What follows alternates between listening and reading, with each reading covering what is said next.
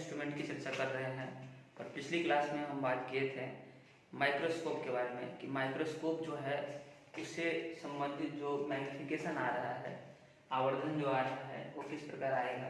तो दो चर्चा हुई थी। एक तो हम लोग बात किए थे लीनियर मैग्निफिकेशन के बारे में और दूसरी बात हुई थी एंगुलर मैग्निफिकेशन के बारे में। लीनियर मैग्निफिकेशन जो था रैखिक आवर्धन वो आया था 1+d/f और दूसरा जो है एंगुलर मैग्निफिकेशन जो है वो आया था आपका d/f। तो ये बातें पिछली क्लास में हो चुकी हैं ऑलरेडी, हम लोग कर चुके हैं ये सब बातें, लीनियर मैग्निफिकेशन और एंगुलर मैग्निफिकेशन, कोणीय आवर्धन और रैखिक आवर्धन। उम्मीद करते हैं आप लोग पढ़े होंगे, वो वीडियो देखे होंगे, देख के आए होंगे। और अगर नहीं देखे हैं तो एक बार देख लीजिए, डिस्क्रिप्शन में अगर हो, नहीं तो कुछ मेहनत करना पड़ेगा, ढूंढना पड़ेगा आपको वीडियो, है ना। वीडियो ढूंढिए और उसको पढ़िए, फिर ये समझ में आएगा कि ये क्या बातें चल रही हैं यहाँ पे। ये जो बातें हो रही हैं वो किसके लिए हो रही हैं? कंपाउंड माइक्रोस्कोप के लिए। यानी कि अब जो है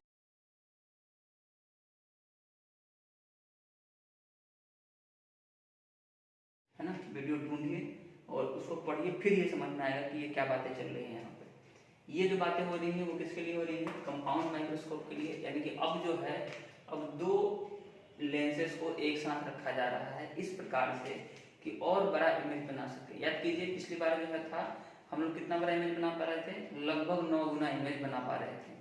बट हमको अगर उससे भी ज़्यादा बड़ा चाहिए तो हमको क्या करना पड़ेगा? और ज़्यादा उसमें टेक्नोलॉजी इंट्रोड्यूस करना पड़ेगा जिससे इमेज और बड़ा दिखाई दे। तो इसको बोलते हैं compound microscope. Compound in the sense उसको और बड़ा करना, कंपाउंड करना, जोड़ना। कंपाउंड का जो टर्म आया है वो इंटरेस्ट वगैरह से आया है। कंपाउंड इंटरेस्ट आता है ना, simple interest, compound interest. Compound interest बढ़ते जाता है जोड़ जोड़ के, है ना। तो वहां से ये कंपाउंड टर्म आ रहा है। समझिएगा क्या हो रहा है। दो हमारे पास लेंसेज रखे हुए हैं यहाँ पे। पहला लेंस जो है उसको कहा जा रहा है ऑब्जेक्टिव लेंस और दूसरा जो है वो कहा जा रहा है आईपीस लेंस, है ना। पहला जो है उसको ऑब्जेक्टिव लेंस कहा जा रहा है और दूसरे को कह रहे हैं आईपीस लेंस। इसका क्या मतलब हुआ जी? तो ऑब्जेक्टिव का मतलब जिसके वो लेंस जो ऑब्जेक्ट के तरफ रखा गया है, और आईपीस का मतलब वो लेंस जो आई के तरफ रखा गया है। अब यहाँ पे एक इमेज आएगा, उसमें देखिएगा एक्चुअल जो है वैसा दिखेगा आपको कंपाउंड माइक्रोस्कोप। यानी कि कंपाउंड माइक्रोस्कोप रख के और आप जहाँ से देख रहे हैं तो आपकी आंखों के तरफ जो उसके पास जो लेंस रखा है उस लेंस को बोल रहे हैं आईपीस। और जहाँ पे आप देख रहे हैं जो स्लाइड नीचे लगा रहता है जिसको देखा जाता है, वो जो स्लाइड के तरफ भी एक लेंस लगा हुआ है उसको क्या कहते हैं? उसको कहते हैं ऑब्जेक्टिव लेंस। तो ये तो सिर्फ रे डायग्राम बना के बताया जा रहा है आपको किस प्रकार जो है मैग्निफिकेशन होने वाला है, आवर्धन होने वाला है। पिक्चर में आप देखिएगा कि एक्चुअल में माइक्रोस्कोप कैसा दिखाई देता है आपको। चलिए इसमें और डिटेल में बात करते हैं हम लोग। जो हमारा पहला लेंस है जो कि ऑब्जेक्टिव लेंस है, जो कि ऑब्जेक्ट की तरफ यानी कि बिंब की तरफ रखा है, वस्तु की तरफ रखा है। हिंदी में इसको बिंब बोलते हैं वस्तु को। और इस वस्तु का जो प्रतीक यानी कि इसका जो इमेज बन रहा है उसको बोलते हैं प्रतिबिंब, ऑब्जेक्ट इमेज। तो ऑब्जेक्ट का जो हाइट है वो है h, ए बी को बोल रहे हैं ऑब्जेक्ट। और जब इसके थ्रू गया है ये, इसके थ्रू इसका रिफ्रैक्शन हुआ है तो इसका बन रहा है यहाँ पे image, that is called as a dash b dash. a dash b dash जो है वो एक इमेज बन के हमारे पास तैयार हो गया है। किसके द्वारा? ऑब्जेक्टिव लेंस के द्वारा। तो वो किस प्रकार इसको एडजस्ट किया जाता है, ध्यान से देखिए। एडजस्टमेंट कुछ इस प्रकार से किया जाता है कि जब इसके द्वारा जो इमेज बनेगा वो इसके लिए ऑब्जेक्ट की तरह बिहेव करेगा, वो भी उल्टा। जैसे यहाँ से इसका इमेज देखिए, ये थोड़ा सा बड़ा बना है यहाँ पे, तो इसका इमेज ये बना है, लेकिन इसको इस तरह से रखा गया है ताकि जो है ये इसके फोकस के अंदर आ जाए। ध्यान से देखिए, ये है इसका फोकस, ये इसका फोकल लेंथ जिसको FE कह रहे हैं, E for eyepiece, O for objective. तो FE जो है फोकस के अंदर आ गया इसका जब इमेज। तो याद कीजिए जो छठा केस था पिछली बार बताए थे, फिर से बता देते हैं। छठे केस में क्या होता है? लेंस के लिए ये लेंस कौन सा लेंस है? कन्वेक्स लेंस है। कन्वेक्स लेंस में छठे केस में होता है कि जब ऑब्जेक्ट इनसाइड द फोकस आ जाए, फोकस के अंदर पहुंच जाए, तो जो इमेज है उसी के तरफ बनता है, उसी साइड बनता है और वर्चुअल बनता है। तो सब कुछ उल्टा हो रहा है। एक्चुअली में पलट के इस तरफ दिखाए थे हम, अब ये सब कुछ उल्टा हो रहा है। मतलब इसका इमेज इसी तरफ बन रहा है, ये रहा इमेज। तो ये जब टकरा के पीछे की तरफ इसको बढ़ाएंगे, एक्चुअली में टकराने के बाद ये इधर जाता हुआ दिखाई देगा, ये रहा आई जहाँ से हम लोग देख रहे हैं, लेकिन उसको जब पीछे की तरफ बढ़ाएंगे तो यहाँ एक वर्चुअल इमेज बनेगा और ये वर्चुअल इमेज ही सबसे बड़ा इमेज बनकर तैयार हो गया है। तो देखिए ध्यान से, ये छोटू सा जो ऑब्जेक्ट है वो अब इतना बड़ा दिखाई दे रहा है।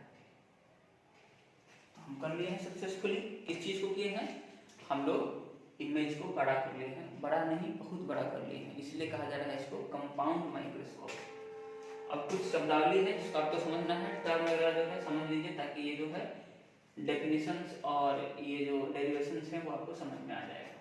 ये तो आप जानते हैं ऑब्जेक्ट का जो हाइट होता है उसको h बोलते हैं और इसके द्वारा जो इमेज बना है उसको बोलते हैं h डैश।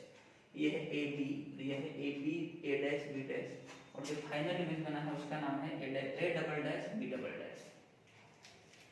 चलिए ये वाला जो लेंथ है इसको बोल रहे हैं एल, है ना, ये वाला लेंथ, ये लेंथ एल जो है कहां से कहां तक के लिए बोल रहे हैं, ये इसके फोकल लेंथ से लेकर इसके फोकल लेंथ के बीच की दूरी है। ध्यान से देखिए, इसका फोकल लेंथ इस लेंस का जो फोकल लेंथ है वो यहाँ तक है और इस लेंस का जो फोकल लेंथ है वो यहाँ तक है। तो यहाँ से लेके यहाँ तक की दूरी को बोल रहे हैं एल। ये है एंगल बीटा, तो वर्टिकली अपोजिट एंगल ये हुआ तो ये भी हो जाएगा बीटा। ये ऑब्जेक्ट की दूरी है तो ये हो जाएगा यू। ये ऑब्जेक्टिव लेंस का फोकल लेंथ है जिसको बोल रहा है एफ ओ यानी कि ऑब्जेक्टिव, और ये आईपीस लेंस का जो है फोकल लेंथ है इसलिए बोल रहे हैं इसको एफ ई। ये कुछ शब्द है, डी आप लोग जानते हैं पिछले क्लास से बताया गया है, वो मिनिमम दूरी जहाँ पे इमेज जो है फॉर्म हो रहा है उसको क्या बोल रहे थे हम लोग, least distance of vision. Vision के लिए सबसे कम दूरी है उसको हम लोग बोल रहे हैं। चलिए समझते हैं, सबसे पहला रेखीय आवर्धन जो है लीनियर मैग्निफिकेशन। तो सब सिंपली फॉर्मूला जानते हैं हम लोग, मैग्निफिकेशन का फॉर्मूला क्या होता है, m equal to h dash by h। अगर ऑब्जेक्टिव के टर्म में बात करेंगे तो ये रहा h डैश और ये रहा h, तो h डैश बाई h। तो ये तो m o हो गया, इसको हम लोग इक्वेशन नंबर 1 मान ले रहे हैं। फिर tan बीटा निकाल रहे हैं। tan बीटा ध्यान से देखिए, ये रहा बीटा और बीटा जो है इस तरह से जो ये ट्रायंगल बन रहा है, ये वाला ट्रायंगल, इस ट्रायंगल में ये है इसका हाइट और ये है इसका बेस। तो हाइट तो है h डैश और बेस है l, हाइट है h डैश और बेस है l। तो tan बीटा का फॉर्मूला क्या होता है जी, परपेंडिकुलर बाई बेस। तो परपेंडिकुलर क्या है यहाँ पे h डैश और बेस में क्या है l। ठीक उसी तरह से वर्टिकली अपोजिट जो एंगल है हमारे पास वो भी tan बीटा ही बनेगा और इसमें जब हम tan बीटा निकालेंगे तो ये है हाइट इसका h, ये है इसका हाइट, ध्यान से देखिएगा, और ये है इसका बेस। तो जो बेस है वो है f नॉट यानी कि एफ ओ और जो हाइट है वो है h। तो यहाँ से जब हम परपेंडिकुलर बाई बेस लेंगे तो परपेंडिकुलर में आएगा h और बेस में आएगा एफ नॉट। अब इसको थोड़ा सा आगे पीछे करते हैं, h डैश तो इधर ही रहने दिए हैं, h इधर लेके चले गए हैं तो क्या बन जाएगा h डैश बाई h और l को इधर लेके चले गए हैं तो l बाई एफ नॉट। तो हमारे पास tan बीटा का फॉर्मूला क्या आ गया, h dash by h equal to l by F naught. ये हम मान लेते हैं इक्वेशन नंबर 2। तो फ्रॉम इक्वेशन नंबर 1 एंड 2 आप देखिए क्या है, h डैश बाई h बराबर है l बाई एफ नॉट और h डैश बाई h बराबर है m नॉट। तो क्या m not l by F naught के बराबर होगा, बिल्कुल होगा। तो इस तरह से हम क्या कर सकते हैं कि m नॉट जो कि लीनियर मैग्निफिकेशन है, रेखीय आवर्धन है, वो किसके बराबर हो गया है l बाई एफ नॉट के, और इसको हम लोग मान लिए हैं इक्वेशन नंबर 3। ध्यान से रखिएगा, जो l जो है वो क्या है, दोनों फोकल लेंथ के बीच की दूरी है, एफ नॉट जो क्या है वो है फोकल लेंथ। तो सब कुछ हम लोग किसमें समाहित करना चाह रहे हैं, इस लेंथ पर हम लोग लेके आना चाह रहे हैं सारा मैग्निफिकेशन, ताकि हमको अलग अलग चीजें याद रखने की जरूरत नहीं पड़े। For image formed at infinity by eyepiece, eyepiece के द्वारा बहुत दूर बनाया गया जो इमेज है उसको देखते हैं। उसके लिए प्रतिबिंब अनंत पर बने तब उसके लिए देख रहे हैं। तो उसके लिए एम ई ऐसा हम निकाले थे पिछली क्लास में, M magnification D by F E आया था, डी बाई एफ आया था। तो इस केस में यहाँ पे क्या एफ ई है, इसका फोकल लेंथ एफ ई है तो इसलिए लिख रहे हैं एफ ई। तो एम ई बराबर क्या हो गया डी बाई एफ ई। तो टोटल मैग्निफिकेशन जब हम कैलकुलेट करेंगे तो इसका मैग्निफिकेशन और इनटू इसका मैग्निफिकेशन आएगा total magnification, that is called as M. तो m बराबर हो जाएगा m naught into M E. ये नीचे वाला शायद नहीं दिख रहा है तो हम ऊपर लिख देते हैं, आप लोग नीचे ही लिखिएगा। m जो है वो बराबर होगा किसके, m naught into M E के, और m नॉट किसके बराबर है जी, l बाई एफ नॉट के, और गुना में m ई किसके बराबर है, d बाई एफ ई के। यानी कि हमारे पास ये चार चीजें होंगी, l d एफ नॉट और एफ ई। ये d नीचे है, यहाँ पे देखिए, यहाँ से ये दूरी सबसे मैक्सिमम दूरी जो, तो ये चार चीजें अगर आपके पास होंगी तो आप टोटल मैग्नीफिकेशन निकाल सकते हैं। ये दो चीजें होंगी तो आप एंगुलर मैग्नीफिकेशन निकाल सकते हैं। अच्छा ध्यान दीजिएगा, एंगुलर मैग्नीफिकेशन पूछे तो ये फॉर्मूला लगेगा, लीनियर मैग्नीफिकेशन पूछ लेगा अगर इसके लिए तो अलग फॉर्मूला है ना। ये एंगुलर का है, तो टोटल मैग्नीफिकेशन लीनियर और एंगुलर पर डिपेंड कर रहा है। लीनियर किसके लिए, लीनियर पहले वाले के लिए, ऑब्जेक्टिव के लिए, और एंगुलर किसके लिए, दूसरे वाले के लिए। ये दोनों बातें ध्यान रखना है, कंफ्यूज नहीं होना है। चलिए, तो ये हम लोग का कंपाउंड माइक्रोस्कोप कंक्लूड हुआ है। उम्मीद करते हैं आपको समझ में आया होगा। तो ये ऑलमोस्ट कंप्लीट है।